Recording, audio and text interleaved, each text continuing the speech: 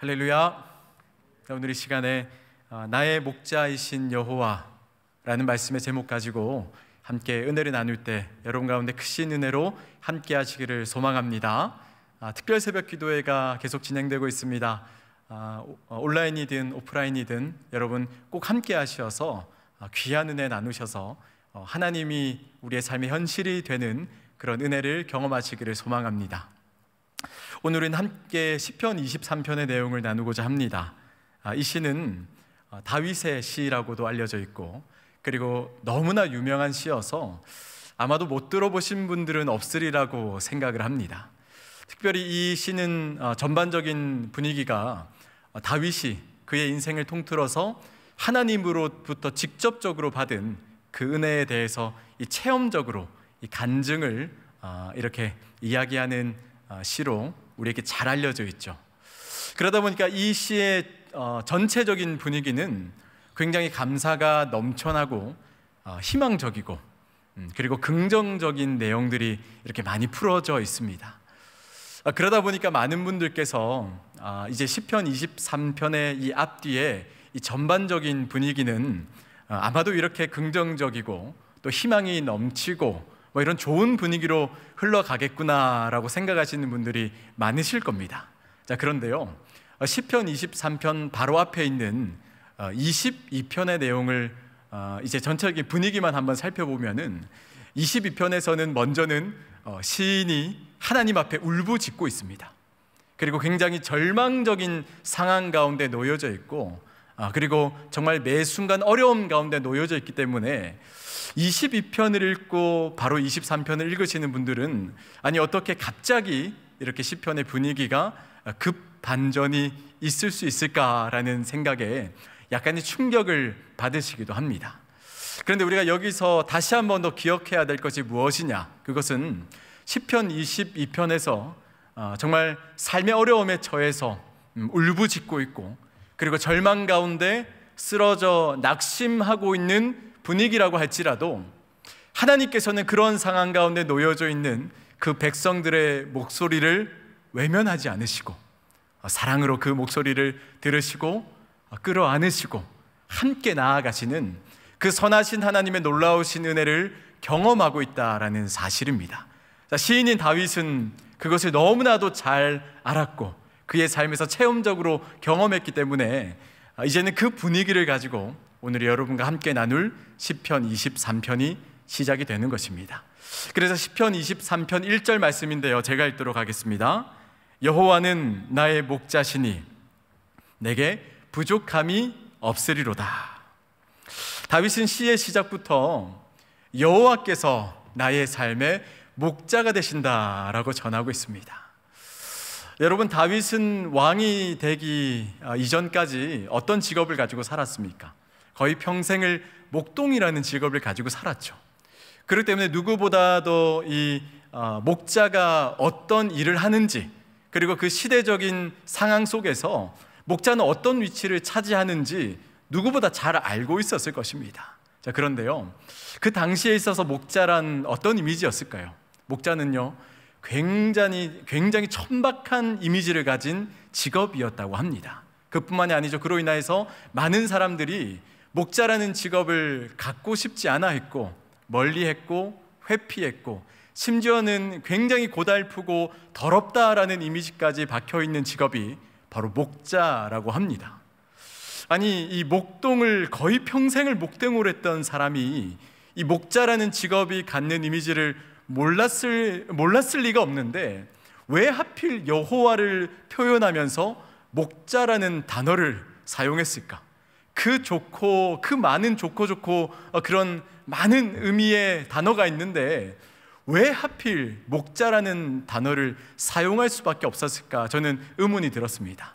그래서 다시 한 번 더 그 시대적인 상황에 맞추어서 오늘의 본문을 해석해 보니까 이런 마음이 들더라고요. 하나님께서 그가 사랑하시는 양들을 정말 가슴으로 품어 안고 사랑으로 이끌어 주시기 위해서 고달프고 외롭고 너무나 힘들고 때로는 이렇게 더럽다고까지 느껴지는 일을 감당하시면서까지도 우리를 사랑으로 이끄셨구나라는 그런 해석이 되더라고요. 이렇게 해석을 하고 나서 다시금 본문을 바라보니까 여호와는 나의 목자시니 내가 부족함이 없습니다라는 이 고백이, 이런 고백만큼 아름다운 고백이 없겠더라고요. 이 고백만큼 감사한 고백이 없겠더라고요. 여러분, 사랑하는 성도 여러분, 여러분 혹시 양이라는 동물을 잘 아십니까?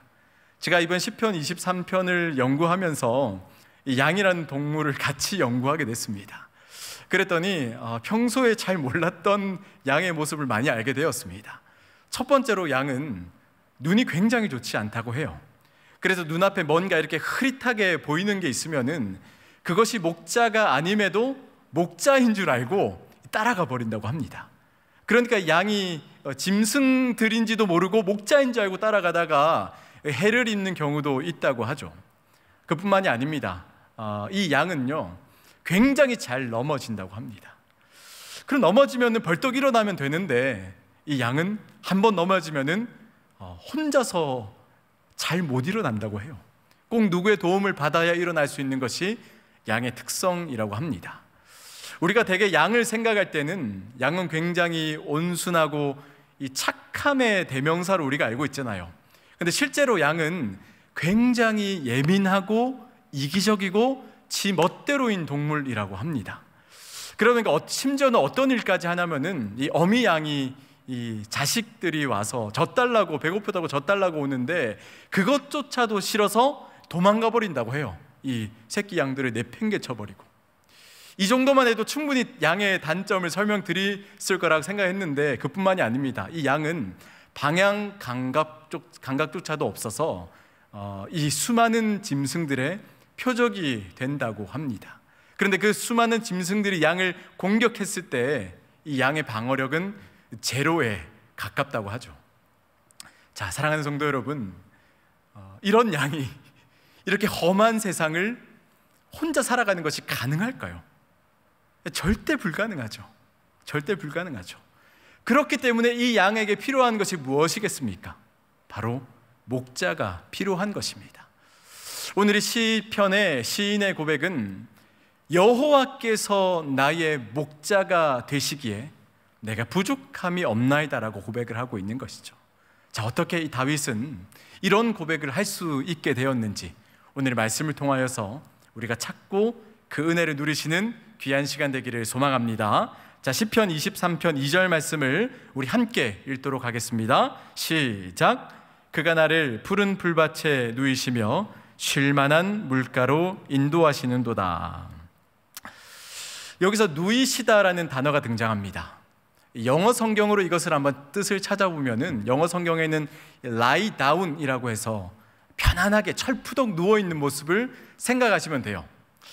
그런데 히브리어 원어를 가지고 한번 이 뜻을 살펴보니까 히브리어에서는 누워있다라는 표현이 야르비쉐니라고 해서 물론 누워있다라는 의미를 담고 있기도 하지만은 그것보다 가까운 의미는 웅크리다라는 표현이 조금 더 의미상으로 맞다고 합니다. 그러니까 여러분 지금 이 시간에 성경을 한번 그림으로 한번 그려보시자면은 양이 다리가 4개지 않습니까? 그 4개의 다리를 이렇게 접어서 앉아있는 모습을 그려보시면 됩니다.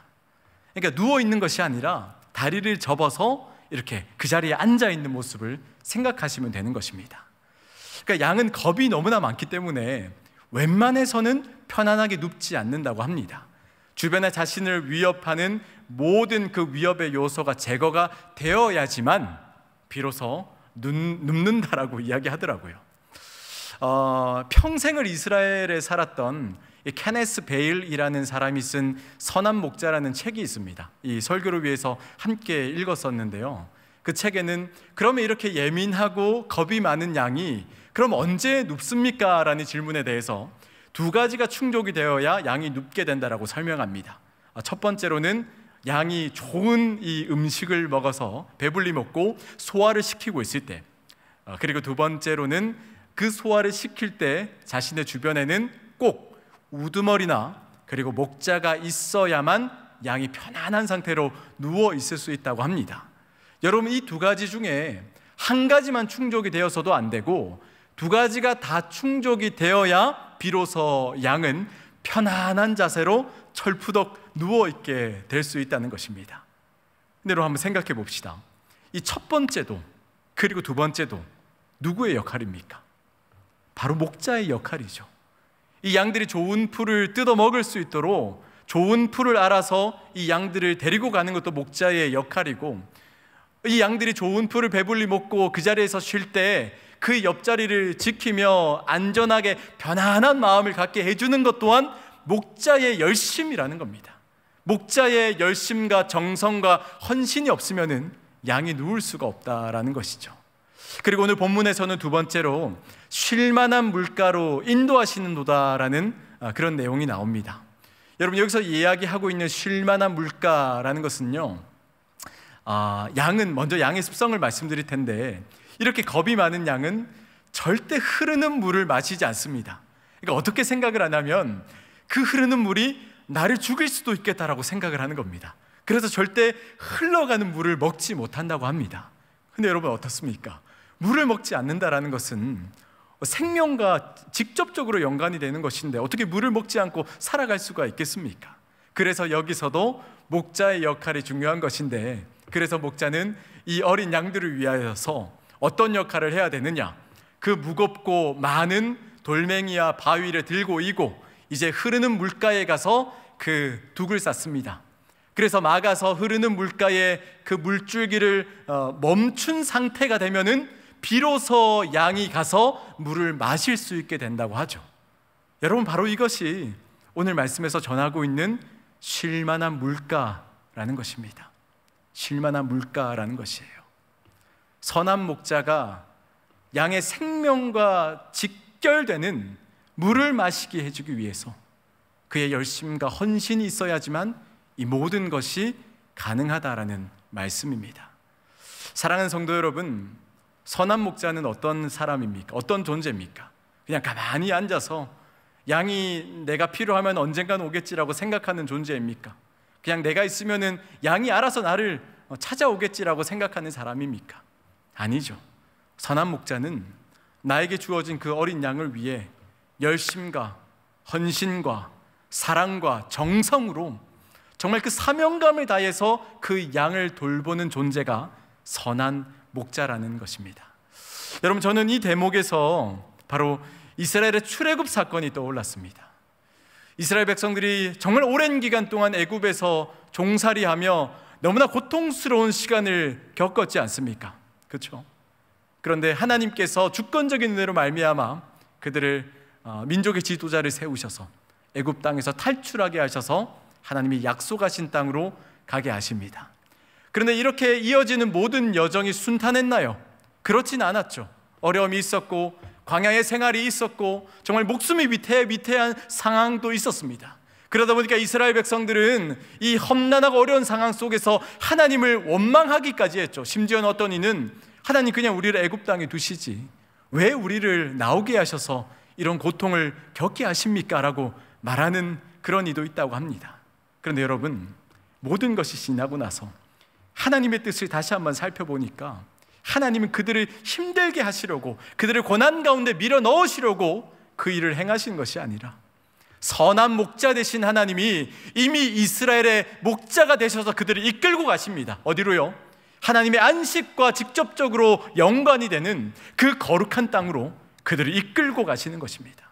그리고 그들이 광야 생활을 할 때 이들이 목마르지 않도록, 그리고 이들이 배고프지 않도록 날마다 그 백성들에게 직접 식탁을 차려주셨던 분이 바로 선한 목자 되신 하나님 아버지라는 겁니다. 이스라엘 백성들이 정말 인생의 가장 고달프고 힘든 상황이라고 이야기하는 그 순간에서도 그 모든 것을 이기고 결국엔 승리할 수 있었던 이유는 무엇인 줄 아십니까? 그것은 선한 목자이신 하나님의 임재하심을 풍성하게 경험했기 때문에, 선한 목자이신 하나님의 은혜를 날마다 체험했기 때문에 그 절망에 빠져서 신음하고 허덕이는 상황일지라도 결국에는 승리할 수 있었다라는 것입니다. 그래서 3절에서는 이렇게 고백합니다. 23편 3절 말씀 제가 읽겠습니다. 내 영혼을 소생시키시고 자기 이름을 위하여 의의 길로 인도하시는도다. 여러분, 지금 시편을 노래하는 왕은요, 하나님의 백성, 그러니까 구속받은 이스라엘의 대표입니다. 이 왕은 하나님과 아주 친밀한 관계를 맺고 있는 사람 중에 한 명이죠. 그러다 보니까 하나님이 이스라엘 백성들을 인도하셨던 것처럼 자기 이름을 위하여 다윗의 인생을 이끌고 가실 줄로 확신하고 있는 겁니다. 약속의 언약의 신실한 하나님께서 하나님의 양인 다윗을 이끌어 가실 것을 믿어 의심치 않는 거죠. 여러분, 이 시대에는 목자들은 자부심을 가지고 살았어요. 어떤 자부심이 있었냐면은 내가 키우는 양이 최고가 되어야 된다. 그러니까 경쟁이 굉장히 심했다고 합니다. 그러니까 내가 키우는 양이 최고가 되기 위해서는 정말 아낌없이 모든 것을 정성을 다 쏟아 부어야 되겠죠. 그러다 보니까 상대방의 목자의 양의 상태가 비실비실거린다거나 상태가 좋지 않으면은 막 그걸 가지고 서로 무시하고 놀림거리로 삼는 일이 그 당시에는 굉장히 비일비재했다고 합니다. 여러분, 그러다 보니까 오늘 본문에서는 이런 내용이 등장하죠. 내 영혼을 소생시키는도다. 그러니까 지금 하나님께서 그의 어린 양인 다윗을 돌보시는 방법이 이러하다라는 것인데, 그의 어린 양인 다윗을 돌보실 때 그냥 대충 적당히 돌보시는 것이 아니라 최고의 방법으로 그 어린 양을 돌보고 나아가신다라는 거죠. 하나님께서 최고의 방법으로 돌보신 다윗은 어떻게 살았습니까? 하나님의 은혜로 말미암아 그의 목숨은 안전했고, 그리고 하나님께서 의로운 길로 인도하심으로 날마다 그 길로 말미암아 안전한 길, 그리고 옳은 길로 나아갈 수 있게 되었다라는 놀라운 사실을 여러분 기억하실 것입니다. 그리고 여기서 사용된 인도하시는 도다라는 것은 히브리어로 나하라고 하는 것인데요, 다시 한번 그림을 그려보시면 이렇습니다. 양들이 막 이렇게 우르르 몰려갔는데 옆에서 목자가 있는 것이 아니라, 뒤에서 목자가 있는 것이 아니라 우르르 몰려가는 양 앞에 목자가 있는 겁니다. 그러니까 그 양무리 앞에 목자가 서서 그 양이 따라오도록 먼저 서서 나아가는 겁니다. 먼저 서서 나아가는 것이죠. 때로는 어려움이 있겠죠. 환난이 있을지라도 먼저 서서 양들 앞에 서서 그 길을 나아가는 모습을 바로 오늘 이 히브리어 나하라는 의미라고 생각하시면 됩니다. 사랑하는 성도 여러분, 하나님께서 우리의 삶의 앞에 서서 먼저 나아가십니다. 이렇게 하나님께서 우리의 삶에 먼저 그가 앞장서서 나아가시는 이유가 무엇인지 아십니까? 그것은 바로 우리가 하나님의 이름에 합당한 인생을 살아가기 원하시기 때문입니다. 그리스도인이라는 이름에 합당한 인생을 살아가길 원하시기 때문에 하나님께서 우리의 인생에 먼저 앞장서서 나아가고 계신다라는 놀라운 은혜의 사실이라는 거죠. 그래서 4절에서는 이렇게 고백합니다. 이 시간에 4절 말씀 우리 함께 읽었으면 좋겠습니다. 읽습니다. 시작. 내가 사망의 음침한 골짜기로 다닐지라도 해를 두려워하지 않는 것은 주께서 나와 함께 하심이라. 주의 지팡이와 막대기가 나를 안위하시나이다. 사랑하는 성도 여러분, 지금 양이 가고 있는 그곳은 사망의 음침한 골짜기라고 합니다. 그냥 이 단어로만 들어도 굉장히 무섭죠. 근데 실제로 이 사망의 음침한 골짜기는요, 이 발 한 번만 잘못 헛디디면은 그대로 떨어져서 죽는 곳이라고 합니다. 그러니까 군데군데 이렇게 움푹 패여 있는 곳들이 많아서 그곳에 떨어지면 떨어질 때 이런 나뭇가지로 잡을 수 있는 것이 있는 것도 아니고, 이렇게 웅덩이가 있어서 잠깐 이렇게 떨어지다가 내가 걸릴 수 있는 곳이 있는 것도 아니고, 그냥 발 헛디뎌서 떨어지면은 그대로 죽을 수밖에 없는 공간이 사망의 음침한 골짜기라고 해요. 그리고 어린 양은 지금 그 사망의 음침한 골짜기를 지나고 있습니다. 그런데 뭐라고 이야기합니까? 해를 두려워하지 않는다라고 말합니다. 이유가 무엇입니까? 아주 명확합니다. 주께서 나와 함께 하시기 때문이다. 주께서 나와 함께 하시기 때문이라고 말하고 있습니다. 여러분, 실제로 다윗도 지금 어린 양이 겪고 있는 것처럼 이 짐승이 어린 양을 공격하는 것처럼 수많은 원수들이 주변에서 다윗을 공격하고자 도사리고 있습니다. 그뿐만이 아니죠. 그의 인생의 곳곳에 사망의 음침한 골짜기와 같은 느낌의 그런 무섭고도 험난하고 너무나 힘든 삶의 여정 가운데 살아가고 있는 것이 다윗입니다. 그럼에도 불구하고 다윗은 단 한 번도 해를 입지 않았습니다. 이유는 무엇입니까? 하나님께서 다윗의 목자가 되었기 때문입니다. 예수님에게도 이런 확신이 있으셨습니다. 그렇기 때문에 예수님께서 이 땅 가운데 우리를 위하여 행하신 모든 사역 가운데 때로는 힘들고 지치고 너무나 고달픈 인생이 있었을지라도 믿음으로 고백할 수 있었던 거죠. 내가 사망의 음침한 골짜기를 다닐지라도 여호와께서 나의 목자 되시기에 나는 두렵지 않습니다. 내가 어려운 곳에 갈지라도 하나님의 지팡이가 나를 해치려 하는 모든 짐승들을 물리쳐 주실 것이고, 그리고 하나님의 막대기가 나를 온전한 길로, 안전한 길로 인도해 주시리라는 그 확신을 가지고 이 땅 가운데 모든 사역을 행하실 수 있었다라는 것입니다. 그래서 5절에서는 이렇게 고백합니다. 23편 5절 말씀 제가 읽겠습니다. 주께서 내 원수의 목전에서 내게 상을 차려주시고 기름을 내 머리에 부으셨으니 내 잔이 넘치나이다. 하나님께서 나의 원수의 목전에서 상을 차려주십니다. 자, 그런데요, 지금 이 향연은 승리를 축하하는 자리입니다. 어떤 승리입니까? 하나님께서 모든 원수와의 싸움 가운데 승리하셨다라는 그런 의미를 담고 있는 거죠. 여러분, 식사 전에 왕이 양에게 기름을 붓고 있는데요, 이스라엘의 전통적으로 식사 전에 왕이 양에게 기름을 붓는다라는 것은 굉장히 특별한 사람에게만, 그리고 선택받은 사람에게만 그 기름 부음을 행했다라고 합니다. 여러분, 그리고 참으로 재미난 것은 이러한 상황 가운데 이 기름 부음의 의식을 그의 가족 앞에서 합니까? 아니면 이스라엘 백성들 앞에서 합니까? 아니죠. 바로 그 수많은 원수들의 목전 앞에서 그 기름 부으심의 행위를 행하고 계신다라는 거죠. 하나님께서 그 축복의 의미를 담아서 그 하나님의 어린 양을 기름 부으심으로 축복하고 계시는데, 그 원수들은 그것을 바라보기만 할 뿐 어떠한 행위도 하나님 앞에서 행할 수 없다라는 거죠. 이제 다윗은 어떻게 고백한 줄 아십니까? 주님, 내 잔이 넘치나이다. 내 잔이 넘치나이다라고 고백합니다.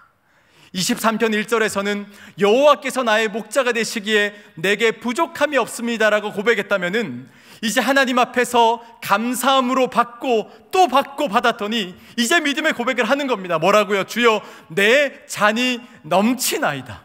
주님, 내 잔이 넘치나이다라고 주님 앞에 믿음으로 고백하고 있는 겁니다. 이제 이 시는 절정에 이르게 됩니다. 우리 함께 23편 6절 말씀 읽도록 하겠습니다.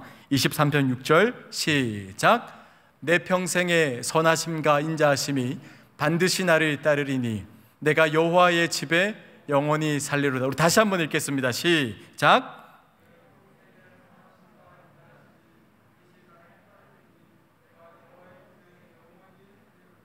아멘. 여러분, 여기서는 여호와라는 단어가 한 번 더 등장하죠. 1절에 여호와라는 단어가 등장했고 23편의 끝에 여호와라는 단어가 등장함으로써 이 수미상관의 구조를 이룹니다. 그로 인하여서 어떤 의미가 증폭이 되냐면은 하나님의 선하심과 인자하심이 반드시 나와 함께 할 것이라는 그 의미가 부각이 되고 있는 것이죠. 여러분, 여기서 말하고 있는 선하심이라는 것은 하나님께서 우리들에게 베풀어 주시는 모든 은혜를 뜻하는 것입니다. 그러니까 하나님께서 우리의 삶에 주시는 모든 좋은 것들을 선하심이다라고 이야기하는 것이고요. 그리고 인자하심이라는 것은 여러분들이 너무나 잘 아는 헤세드, 끝까지 포기하지 않으시는, 우리를 끝까지 포기하지 않으시는 하나님의 아버지의 사랑을 말하는 것입니다. 우리가 어떠한 상황 가운데 놓여 있을지라도, 우리가 어떠한 상황 가운데 신음하고 있을지라도 하나님께서는 우리를 끝까지 포기하지 않으신다라는 사실을 우리는 이 말씀을 통하여서 다시 한번 확신 있게 믿음으로 받아들일 수 있게 되는 거죠.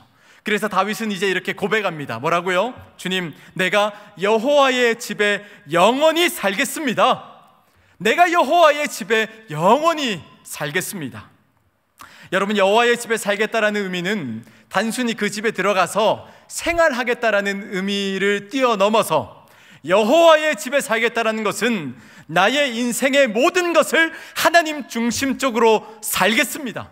하나님 중심적으로 생각하고 하나님 중심적으로 말하며 하나님 중심적으로 내 삶의 모든 것을 드릴 수 있는, 주께서 가라 하시라면 가고 멈춰라 하시면 멈추고 주님의 뜻대로 내 삶의 모든 것을 드릴 수 있는 삶, 그것이 바로 주님 여호와의 집에 영원히 살겠습니다라고 고백하고 있는 것입니다.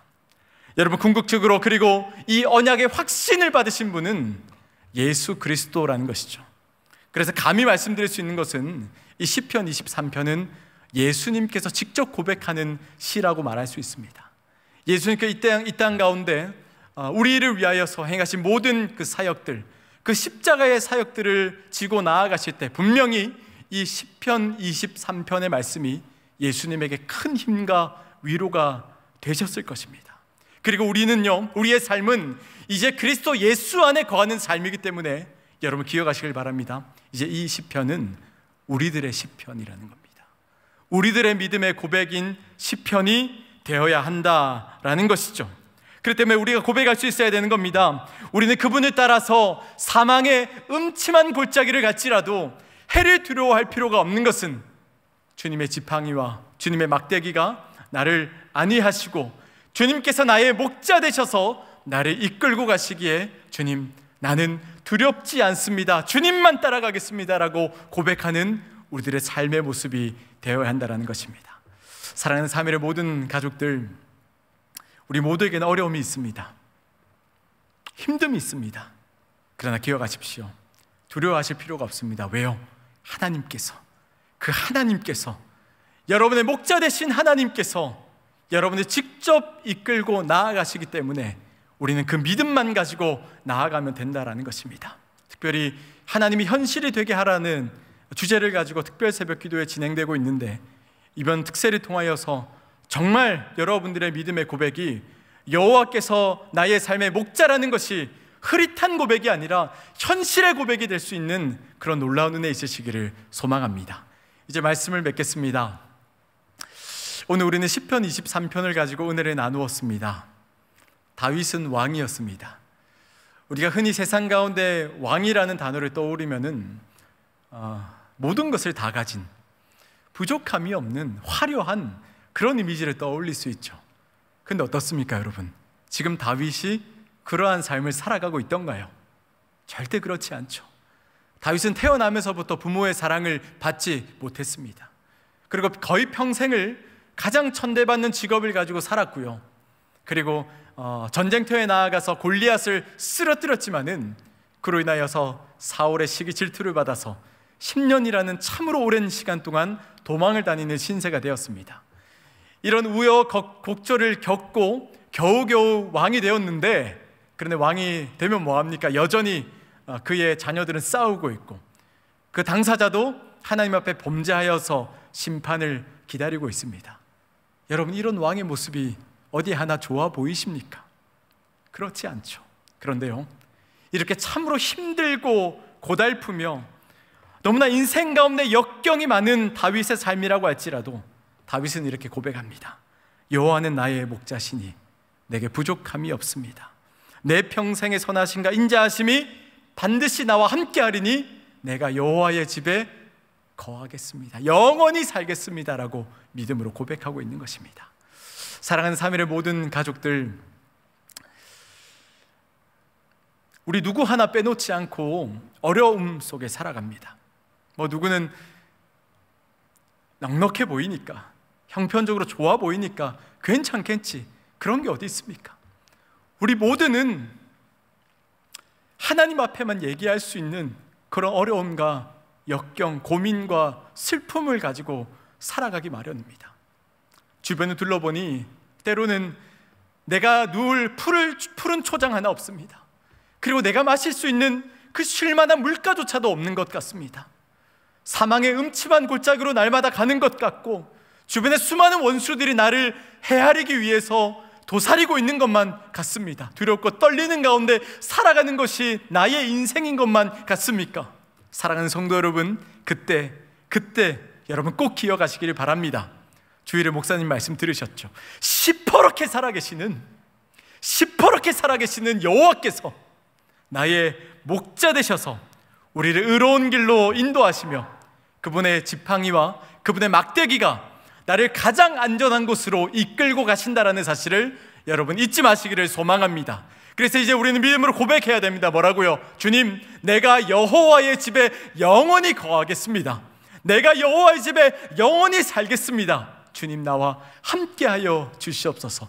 이 믿음의 고백이 여러분의 삶의 고백이 되기를 소망하며 그렇게 살아가시는 여러분의 귀한 삶이 되시기를 주님의 이름으로 축원드립니다. 이 시간 우리 찬송가 569장입니다. 찬송가 569장 함께 찬양하시고 기도하도록 하겠습니다.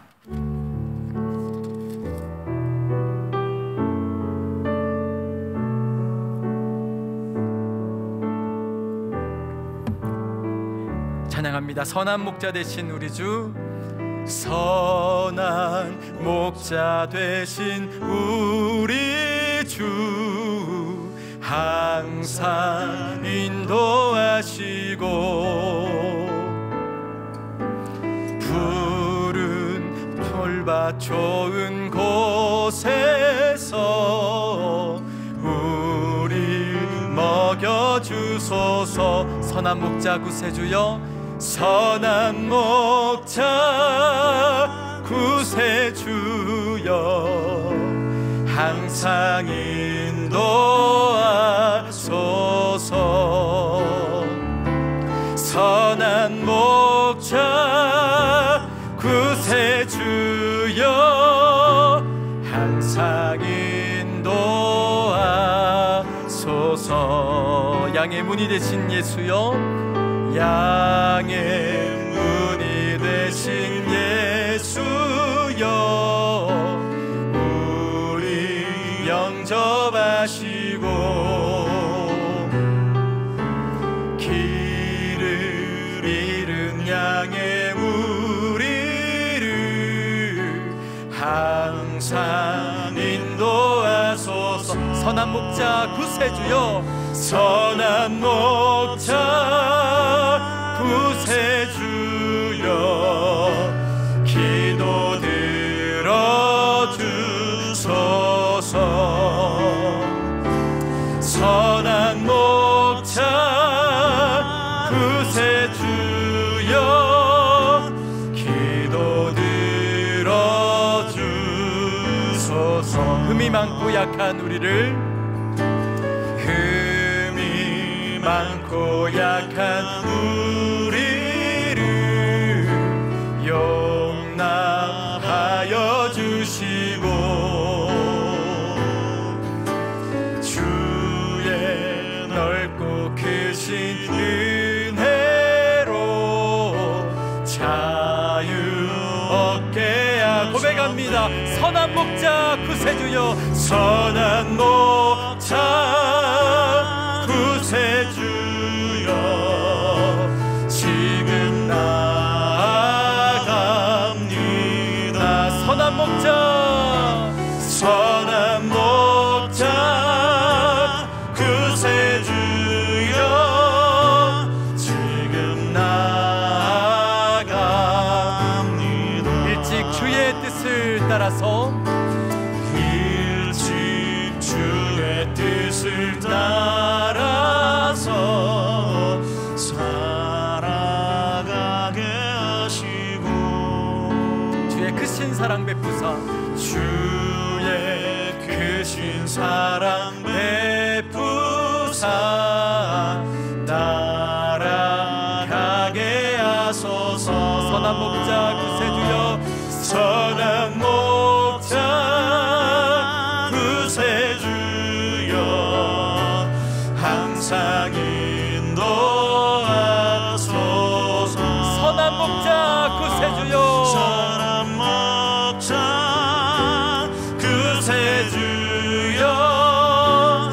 우리 한 번 더 믿음 다하여 주 앞에 고백하며 나아갑니다.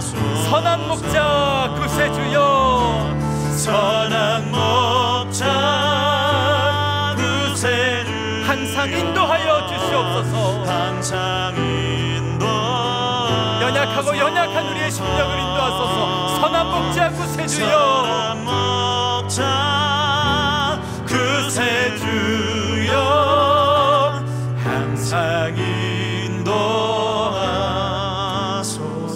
우리가 기도하며 나아가실 때요, 주님, 여호와께서 나의 목자 되시니 부족함 없습니다.